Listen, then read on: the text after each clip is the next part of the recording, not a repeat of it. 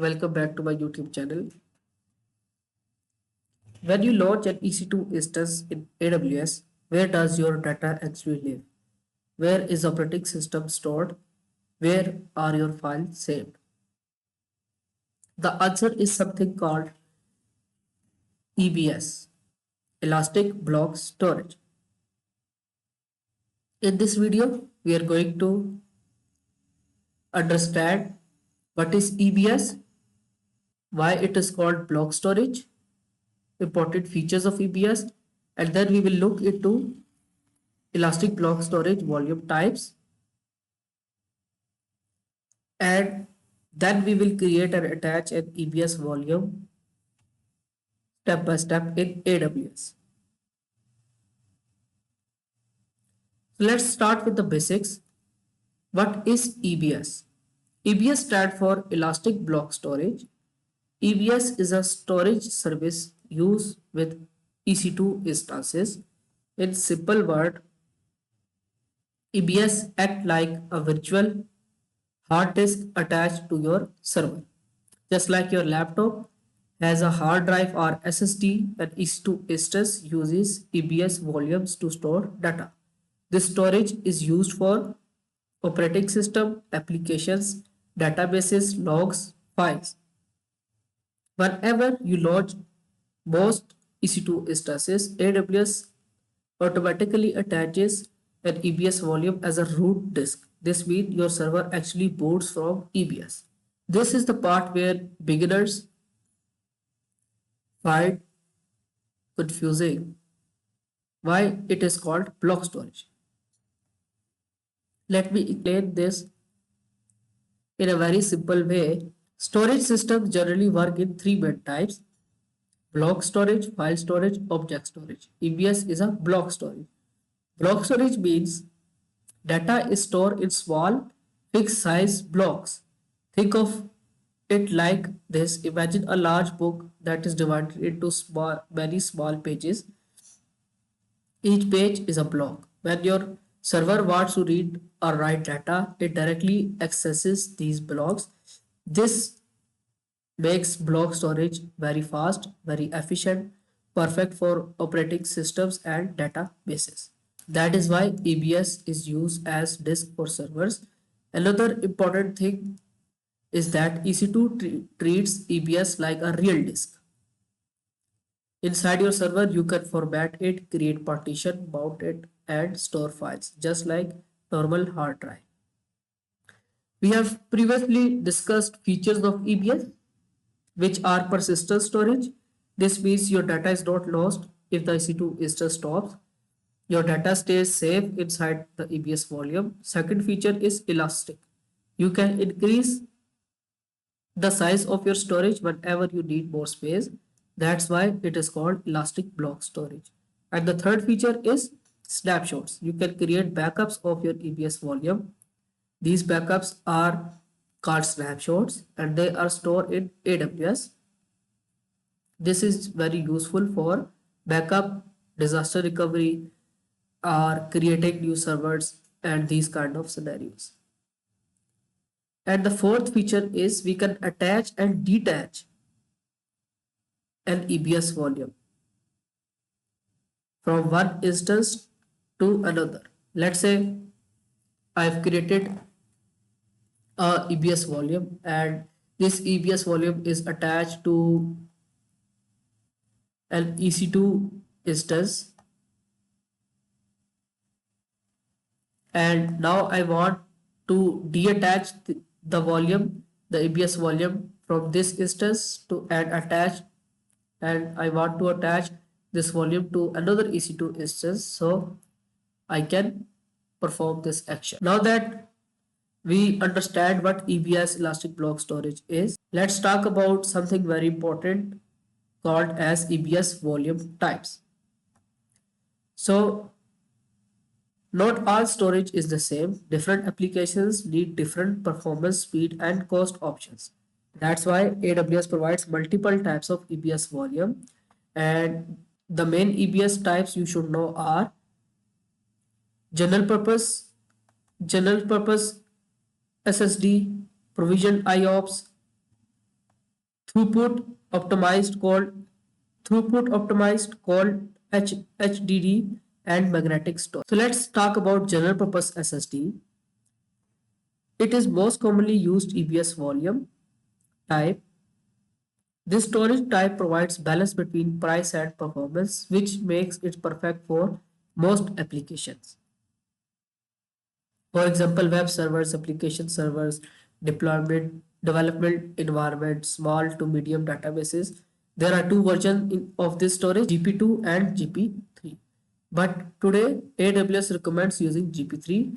Here is the simple difference. GP2 performance increases as you increase the storage disk. But GP3 is better because you can control performance independently from storage size. That means you can get higher performance without increasing disk size. Now let's talk about provisioned IOPS SSD. This storage type is designed for high performance applications that need very fast disk operations. IOPS mean input output operations per second. In simpler terms, it means how fast your storage can read and write data. Provisioned IOPS is used in applications like large data, large production databases, financial systems, enterprise workload, high traffic applications. With this storage type, you can define exactly how much performance you need. But remember, this storage type is more expensive, so it is usually used in critical systems. Now let's move to another category called HDD, base storage. This storage is different from SSD. It is slower but cheaper. Only type is called HDD. Called HDD is used for workloads that do not require frequent access. For example, backup data logs, large data sets, archived files. It is good when you need large storage at lower cost. Now let's talk about magnetic storage. This is old generation of EBS storage. AWS still provides it for compatibility, but it is mostly replaced by newer storage types like GP3. Magnetic volumes are used for legacy applications systems that were built earlier in AWS. And think of EBS volume types like different types of hard drives. Some are built for speed, some are for cost saving, and some are for large storage. Now, this is enough theory. Let's create EBS volume hands-on. So, for this, log into AWS console. Now we are going to create an EBS volume, and then we will attach this volume to an EC2 instance. So for this, go to Elastic Block Storage session, and this is the volumes. Click on this, and as you can see, there is no volume in this region. I am in US East 1 region. Create volume. So yeah, these are the volume types that I've already illustrated. General purpose GP2, GP3, GP2, provisioned IOPS. These are the expensive one, and these are the legacy ones. So let's go with GP3. So normally when you launch an EC2 instance, AWS provides you 8 gig free. So let's create this volume with 20 GB, and I'll attach this 20 GB volume to an EC2 instance. And remember, important thing, your EC2 instance must be in the same availability zone where the volume is created. So this volume is created in US East 1A, and we need to create EC2 instance in same region, and then we will be able to attach this volume to EC2 instance. This is optional if we want to create snapshot out of it, so we do not want for now. And let's name this as, we need to create tags. Key will be name, and the value will be EC2 demo EBS. Click on create volume. So click on this. Volume state is available. So as you can see, volume is created, and this is EBS volume of GP3 type, and its size is 20 GB, and it's available. Now what we need to do is we need to launch an EC2 instance. For this, go to instances or open a new tab. So as of now, there are no EC2 instances. Click on launch instances, and the name of the server will be EBS demo EC2. You can name whatever you want. And in the previous lectures, we have understood that what is AMI. So I want my EC2 instance with Ubuntu installed. So Ubuntu is a Linux operating system. So AMI are used to select any operating system, and we can choose any of these, or if we have any custom, so we can also choose this. So in the upcoming videos, I'll show you how to launch EC2 instance with these instance type and AMIs and also key pairs. So as of now, we are discussing about EBS volume. So select the operating system as you want, and this Amazon Linux AMI is AWS provided, so we can also choose this or this. And now instance type T3.micro, which is free tier eligible, so go for this. And key pair, so we do not need a key pair for now. Proceed without a key pair. And in the network setting, it is very important, since this EBS volume is inside US East 1A. So I need to select a subnet which is inside this availability zone. So that is how I will be able to attach this volume to my EC2 instance. Edit, VPC is default, and the subnet is US East 1A. This is it. US East 1A, US East 1A, and auto assign public IP. Let's enable this. It is already enabled, and we need to create a security group for this EC2 instance, because I need to SSH into that instance. For this, I must have to allow inbound rule SSH. So the name of the security group will be EBS demo security group, and the description will be allow SSH.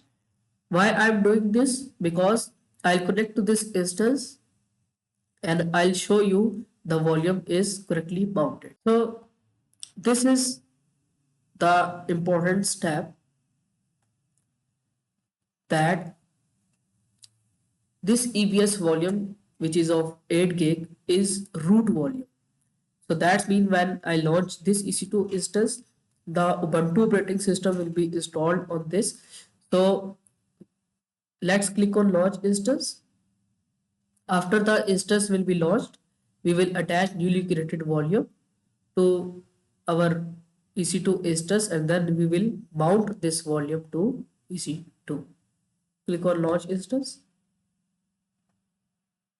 So our EC2 instance is running. This is its public IP.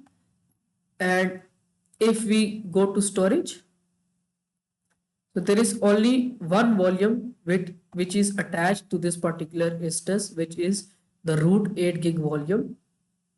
We need to attach our newly created volume, EBS volume, to this instance. For this, select the volume and make sure this volume is available. Click on actions, and we need to attach this to EC2 instance and select attach volume. And the important thing is EC2 instance and the volume must be in the same availability zone. So let's verify this. Go to networking, and this EC2 instance is in US East 1A availability zone, and also this EBS volume is inside the same availability zone. So instance, this is the instance ID. As you can see, EBS demo EC2 device name. So we are using Linux. So select this. So this slash dev SDB selected this. So you must understand that what is device name. If you look into EC2 instance volumes, so the device name is slash dev slash SDA1. So slash dev slash SDA is a root device of your EC2 instance. In simpler word, it is a main disk where the operating system is installed. So when you launch EC2 instance, AWS automatically attach a root volume of 8 GB, and this volume contains the operating system like Linux, Ubuntu, Amazon Linux, and in our case we have selected Ubuntu. So Ubuntu is installed on this particular volume, and this instance boots from the disk. This is similar to C drives in Windows or in the main disk in your laptop where the operating system is installed. In Windows, the operating system is installed on C drive. Similarly, in EC2 instance, when we launch EC2 instance and the selected AMI or selected operating system will be installed on this particular root volume, which is slash dev slash SDA. And similarly, when we are attaching another volume to our EC2 instance, the device name is this slash dev. We can select any of these, but we are going with this.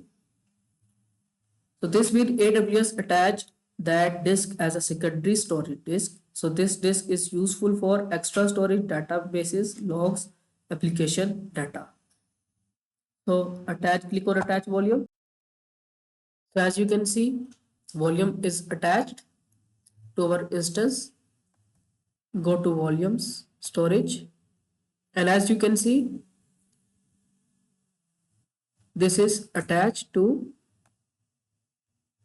EC2 instance. So let's connect to this EC2 instance and verify the block devices.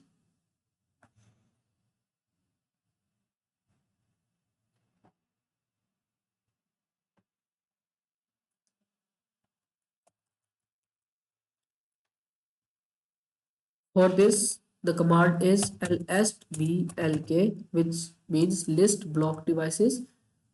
This is our newly created volume of 20 GB, and this is root partition. As you can see that the volume is attached to, and here you can verify that the volume is attached to our EC2 instance.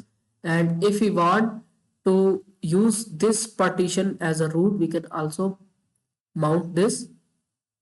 So this is it for the video. I'll see you in the next one.